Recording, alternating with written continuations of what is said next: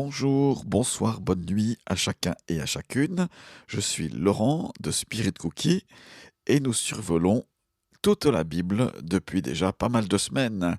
Bravo à vous qui écoutez ce podcast avec persévérance. Peut-être vous l'avez découvert par un ami ou pas, ou de manière aléatoire. En tout cas, j'ai plaisir à vous partager et parfois à vous lire dans les petits commentaires que je peux recevoir de vous.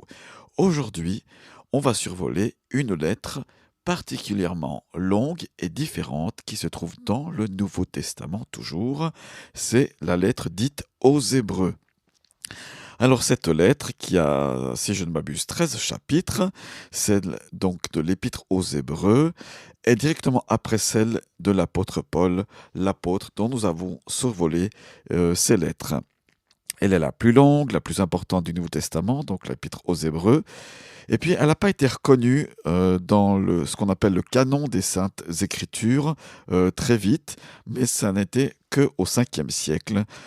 Pourquoi ça? Parce qu'on pense, voilà, on ne sait pas trop qui est l'auteur.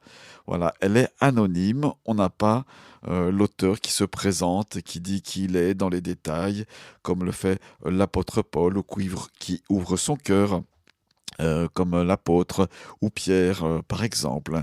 Non, l'auteur est anonyme. Alors certains ont évoqué, puisque c'est un auteur qui connaît très bien le judaïsme, très bien le temple, très bien les sacrifices, ils ont mentionné, ils ont pensé à Paul. Voilà, parce que d'autant plus au chapitre 13, Timothée, le fils spirituel de l'apôtre, est mentionné. Mais bon, c'est pas certain, c'est pas parce que l'auteur connaît Timothée qu'il est forcément l'apôtre Paul. Elle a pu être écrite par un disciple de Paul, quelqu'un qui les connaissait bien. Pourquoi pas? C'est aussi possible. Alors, pourquoi on peut dire que certains avancent que c'est l'apôtre Paul qui en est l'auteur? Le style est assez similaire aux épîtres. En tout cas, c'est détaillé, c'est précis.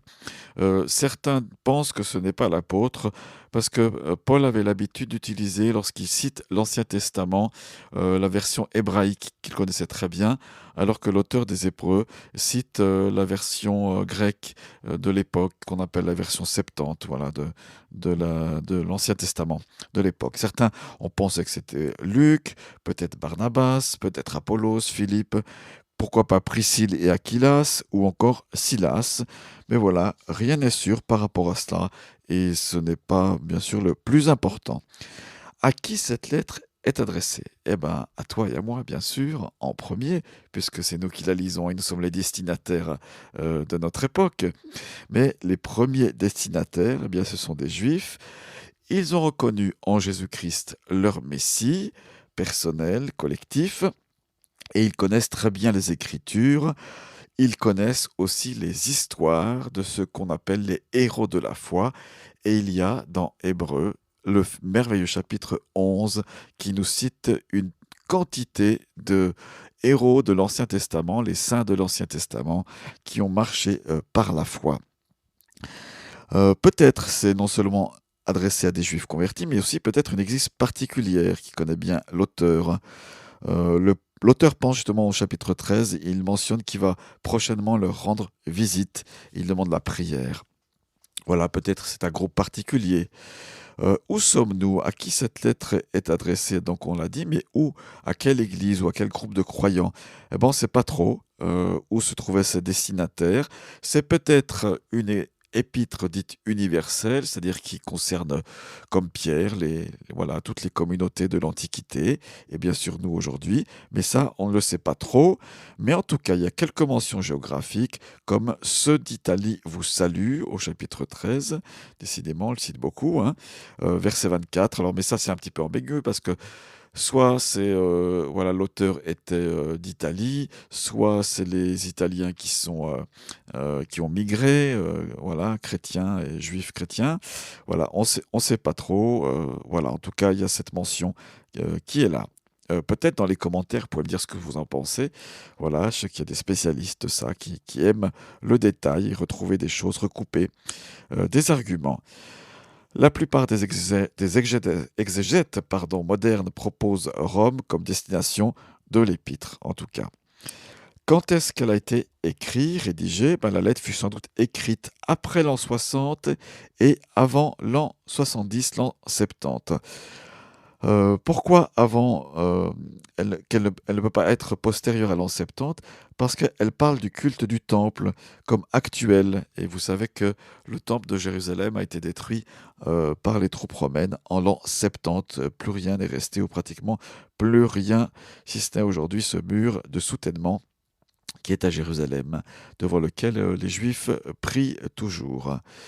Voilà, si les destinataires se trouvaient à Rome, l'épître leur a même été adressée avant la persécution sanglante de Néron, puisqu'ils n'ont pas encore résisté jusqu'au sang, selon le chapitre 12, verset 4. Donc, elle daterait probablement des années 60 à 64 de notre ère.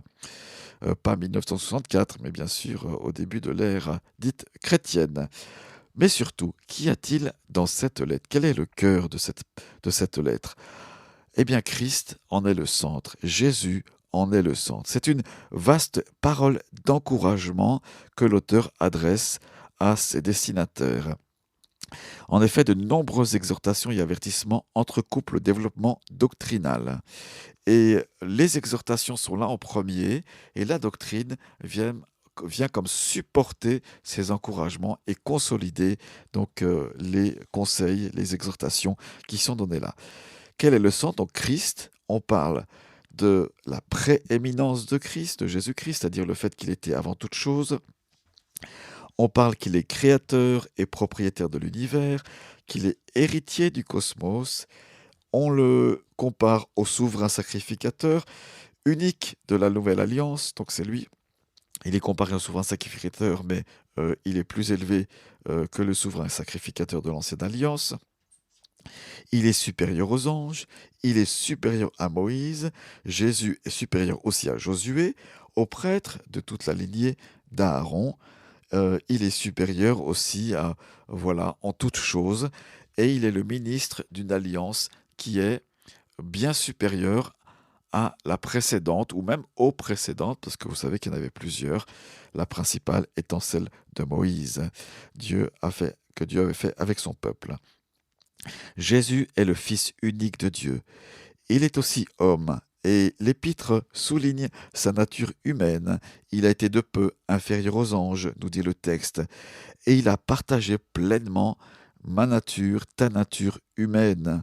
Il a été tenté, éprouvé comme nous, sans commettre de péché, mais en toute chose, nous dit le texte, et c'est tout à fait unique et merveilleux. Dans le texte aussi, il y a beaucoup d'exhortations, parce que non seulement Jésus a été tenté comme nous, mais il est un sacrificateur plein de miséricorde, et son humanité est encore là pour nous rejoindre. Christ, bien sûr, occupe une position éminente, et c'est important que les croyants, vous et moi, ne négligions pas sa parole, qu'on ne se prive pas du repos qui est dans le salut en Jésus-Christ et qui est en continuel, et qu'on ne puisse pas imiter Israël qui était au désert, qui a été rebelle, incrédule et désobéissant. Voilà, il semble que l'auteur s'adresse à la deuxième, troisième génération de croyants pour les premiers destinataires, dont lui-même fait partie. Et par là même, il constate que chez ces destinataires, il y a un certain relâchement, une nostalgie du temple de Jérusalem avec son faste qu'ils ont connu. Et il leur dit succinctement, mais ne retournez pas à ces choses-là, puisque la nouvelle alliance est meilleure que l'ancienne. L'ancienne n'était que l'ombre des choses à venir. Tout ce que vous avez connu, tout ce qui est dans le temple, eh bien là, c'est l'ombre des choses à venir. La réalité, elle est en Christ. Le meilleur, il est en Jésus-Christ. Et c'est peut-être ça qu'il faut retenir aujourd'hui, toi qui écoutes ce podcast, Spirit Cookie, sur l'épître aux Hébreux. Voilà, en Christ, il y a le meilleur. C'est pour ça qu'il ne faut pas lutter, il faut lutter et ne pas revenir en arrière. Il faut s'attacher à une église locale, puisque certains Hébreux 10, 25 font l'église buissonnière. Ça, c'est Alfred Kuhn qui parle dans 66 en 1, l'ouvrage dont je me sers pour parler de ce podcast. Et l'église buissonnière, donc n'abandonnez pas votre église, votre assemblée, comme c'est la coutume de quelques-uns. Voilà, soumettez-vous aux responsables de cette communauté, n'abandonnez pas la foi, vous avez plein de promesses divines, saisissez-les et elles vont s'accomplir si vous persévérez. Voilà, l'auteur donc met en lumière la personne de Jésus-Christ comme étant bien plus éclatante que tout ce qui a pu être donné, dans les alliances, notamment celle sous Moïse. Voilà ce que je voulais te dire comme exhortation. Tu peux télécharger gratuitement un verset biblique illustré en allant sur spiritcookie.org. Si tu le fais, laisse-moi un petit message, ça m'encouragera. Et puis, à la semaine prochaine. Ciao, ciao, merci d'avoir écouté.